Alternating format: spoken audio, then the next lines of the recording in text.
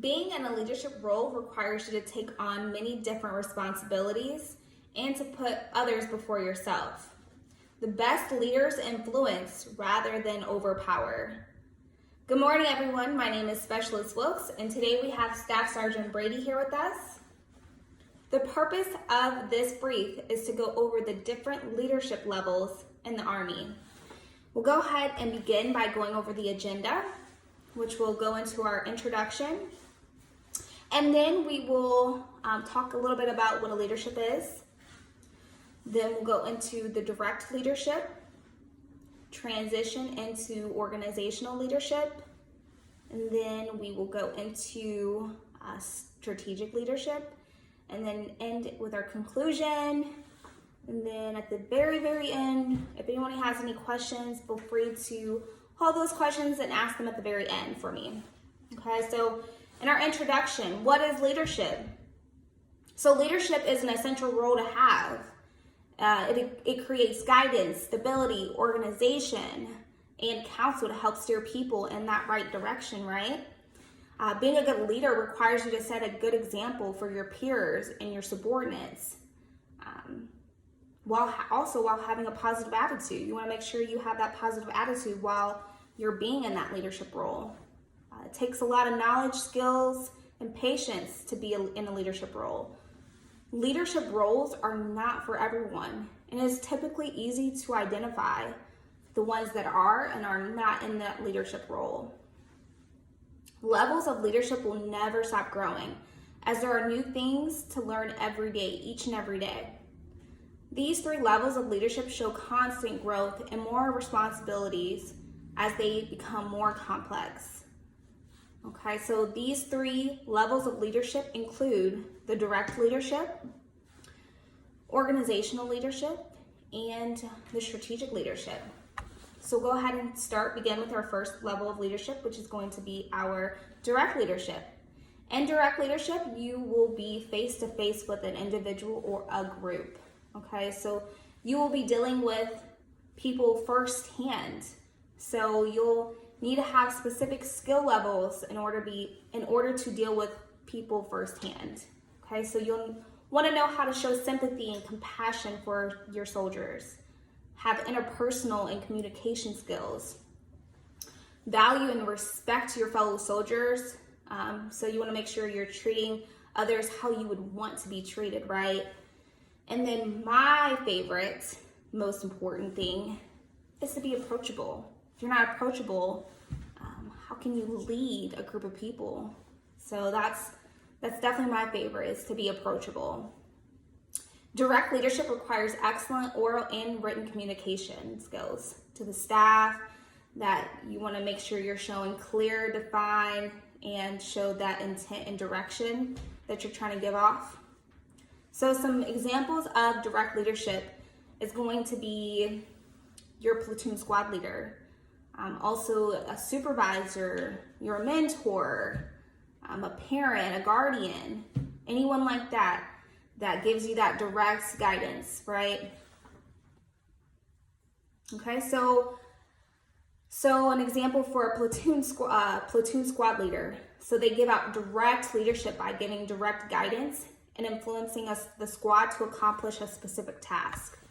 Okay, so now that we talked a little bit about direct leadership, we're going to go ahead and transition into our next leadership level, which is organizational leadership. Okay, which is a little bit more complex. It deals with a larger group of people and requires more responsibility. So in this leadership level, you will be dealing with the back end of leadership, by the book, focusing on policies rather than personal beliefs. Will help influence team members and lead by example. Will oversee everything in an organization and lead to a successful mission by planning, organizing, programming, budgeting, executing. Also will decide on what is best for the group overall as a whole and consider the individual at hand. We'll also focus on long-term over the short-term goal and management approach. Okay, so organizational leaders must be competent in synchronizing systems and organization, and in planning, programming, budgeting, and executing, right? So to make sure you're doing that. Some examples of organizational leaderships are like the Army battalion, a company CEO, a school principal. That is another organizational leadership. So for a battalion, how would they lead? How would they be an organizational leader? So the reason why they would be an organizational leader is because they would be giving like that direct plan of action to put that out to the entire battalion, right? They're gonna create that plan of action, organize it, they're gonna budget it, and they're also gonna execute it, right? Okay, so now that we talked about direct leadership and organizational leadership, I'm sorry, I got ahead of myself. We're gonna go ahead and go into strategic leadership, right? So that's gonna be another form of leadership, which is the highest level of leadership. It can be an organization that strategizes different ideas to develop a vision for long-term success. This lifelong leadership level requires a lot of skills. And this level of leadership, you're gonna deal with both the military and the civilian side on a higher level, like a corporation. You need to have consistent training, background knowledge, and natural skills. Also, you're gonna deal with more complex decision on planning, organizing, and facilitating a division. So it'll be more complex than the organizational leadership. It'll be more in depth, okay? So strategic leadership involves running the army, running the big army, developing strategic plans, policies, guidance, and laws, determining force, structure, designs based on future mission requirements and capabilities, prioritizing overarching Army programs against competing interests, and articulating Army programs and policies to the highest levels of DoD and the government. So some examples of strategic leadership is the U.S. Army. So also a great example of how the U.S. Army is a strategic leadership is by planning the new APFT, right? So they organized it, they facilitated it, and now we are in the process of trying to execute it. Okay. All right, so we went ahead and talked about the direct leadership, our organizational leadership, and lastly, our strategic leadership. So we're gonna go ahead and head into our conclusion. In conclusion, all leadership levels are essential, and they all serve the goal of leading people in the right direction. Leadership has a mission, purpose, and vision to empower others.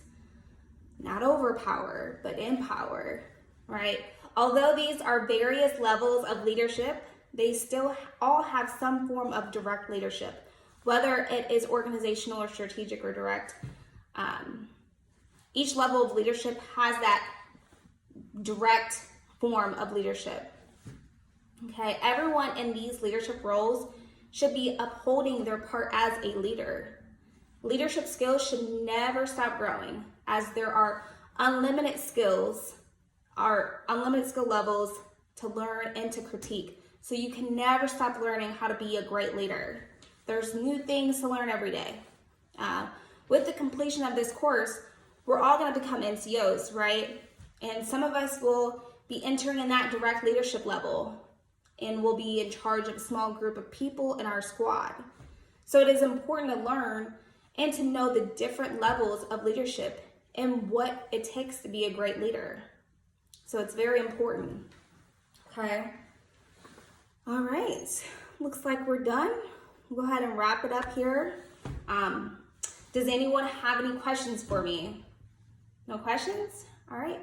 Well, again, I want to thank everyone for their time. And if there are no further questions, this will conclude my brief, you guys. All right, bye.